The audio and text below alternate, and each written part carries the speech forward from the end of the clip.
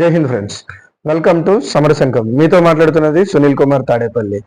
నిన్న జనవరి 29వ తారీఖు early morning ఉదయం పూట ప్రయాగరాజ్లో తొక్కిసలాట జరిగింది. తొక్కిసలాట జరిగి 40 మంది పైగా చనిపోయారు. ఇంకా చాలా మంది ఇంకా ఉన్నారంట చనిపోయిన వాళ్ళు, కానీ లిస్ట్ ఇంకా పెరగొచ్చు అని చెప్పి కూడా అంటున్నారు. ఇంకోటి చాలా మందికి గాయాలు కూడా జరిగినాయి. నేను చెప్పొచ్చేది ఏంటి అంటే, జనాల్లో పాప భీతి ఎందుకు పెరిగింది? మీరు జనాలకి అందరికీ తెలుసండి, పాపం చేస్తున్నాం, మనం చేస్తున్నది పాపం అని అందరికీ తెలిసి కూడా పాపాలు చేస్తారు.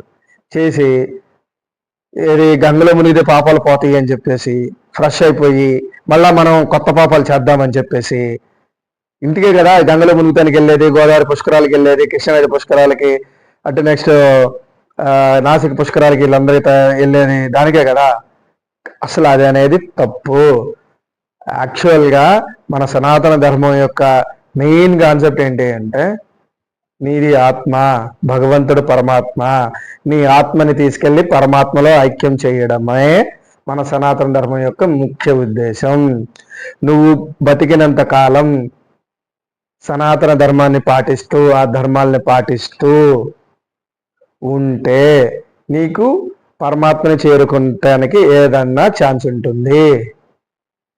కానీ అది వదిలేసి ఆ ధర్మానికి సంబంధించిన ఏది సనాతన ధర్మం చెప్పే ఏ మంచి రూలు ఎవరు పాటించకుండా సంపాదించి మీద పడి అడ్డగోలుగా సంపాదించి ఎలా పడితే అలా సంపాదించేసి, కానీ పాప భీతి అనేది ఉంటుంది. ఆ పాపాలు పోగొట్టుకోవటానికి అలా వెళ్ళి గంగలో మునిగితే పోతాయని చెప్పి అనుకుంటారు. ఎవరో చెప్పాడు, నేను పోతాయి అనుకుని చెప్పి వచ్చేసారు. నిజంగా పోతాయండి.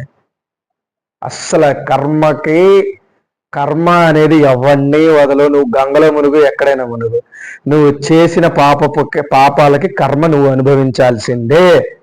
నువ్వు ఏమైనా అనుకో, ఖచ్చితంగా ఎవడన్నా నీ పాపాలు దక్కుతాయి, పాపాలు పోతాయి అని చెప్పేసి ఇవన్నీ చెప్పాడు అనుకోండి, ఇట్స్ ఎ ట్రాష్. మీది ఈ జన్మలో చేసినటువంటి ప్రతి పాపం పుణ్యం మీ ఆత్మ ద్వారా నెక్స్ట్ జన్మకి కన్ఫర్మ్ గా ఉంటుంది. పునర్జన్మ అనేది సనాతన ధర్మంలో ఉంది, హిందూ ధర్మంలో ఈ కాన్సెప్ట్ ఉంది కదా. అందరికీ చాలా మందికి తెలిసేది, ఫాలో అయ్యే ప్రతోడికి తెలుసు. సో ఏదో కాశీకి వెళ్ళిపోతే గంగలో మునిగితే పాపాలు పోతాయి, ఇవన్నీ ఆపేయండి. రోజు దైవనామ స్మరణ చేయండి. సో అందరూ ఒక్కసారి ఎంత దాంట్లో వెళ్ళి ఇబ్బంది పడతా చేసి రావాల్సిన పనే లేదు, అవసరమే లేదు. ఓకే, నెక్స్ట్ ఇంకోటి, అసలు ఈ రోజు ఎందుకు వెళ్తున్నారు అందరూ? మౌన అమావాస్య అంట. అసలు ఈ రోజు యొక్క విశిష్టత గురించి తెలుసుకున్నారా ఎవరైనా? ఎవరూ తెలుసుకోకుండా ఏమనుకున్నారు? మౌన అమావాస్య అనేది మంచి రోజు అంట, ఈరోజు వెళ్ళి గంగలో మునిగితేనంట మన పాపాలు పోతాయంట. ఏంటిది? ముందు మన ధర్మం ఏంటి, అసలు మన దేవుళ్ళ గురించి తెలుసుకోండి. వాటి గురించి ఎవడు తెలుసుకోడు. అసలు భగవద్గీత హిందువుల్లో ఎవడన్నా చదువుతాడండి? ఎవడో చదవడు. చదివేవాళ్ళు చాలా తక్కువ మంది. 100 మంది హిందువుల్లో 4-5 చదువుతారు భగవద్గీత. ఫాలో అయ్యేవాళ్ళు కానీ, భాగవతాలు కానీ, ఇవన్నీ. వాటి గురించి మన పురాణాల్లో, మన వేదాల్లో ఉన్న సారాన్ని గ్రహించండి. మీరు మన సనాతన ధర్మం అంటే ఒక మతం కాదు, ఇది ఒక వే ఆఫ్ లైఫ్.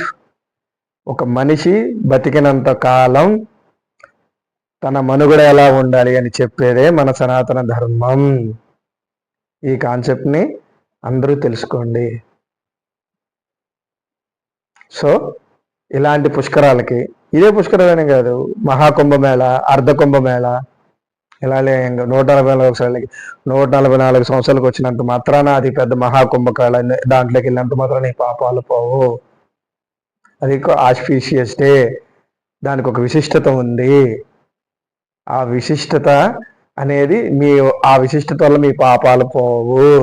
గుర్తుపెట్టుకోండి. ఇది వచ్చిన తర్వాత మళ్ళా ఫ్రెష్గా పాపాలు చేద్దాం, మళ్ళా 12 సంవత్సరాల తర్వాత మళ్ళా వెళ్ళిపోదాం, మళ్ళా మునిగొద్దాం, మళ్ళా చేసుకుందాం కాదు. పాపం చేయకుండా ఎలా ఉండడానికి ట్రై చేయండి.